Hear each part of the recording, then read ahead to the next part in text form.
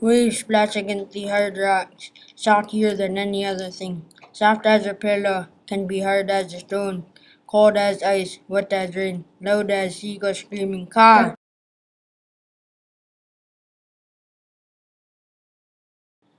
Willows are skinny, they taste like tea, they feel flexible. The color is brown, the leaves are green, the bark is thin, the branches look like antlers.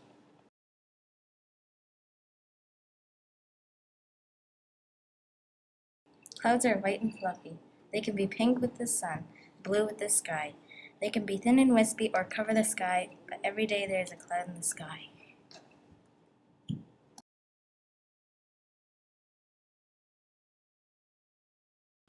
The raven is shiny black, feathers are smooth and sleek. They're everywhere, in town, always loud, talking, speaking, annoying. They dig in trash and hunt, so very intelligent, so very smart.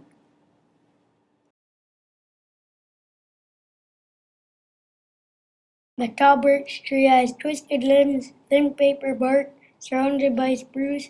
Tree tastes of sweet, syrupy sap. Green leaves change to yellow to orange. The leaves fall off. The birch gets bald after leaves fall off.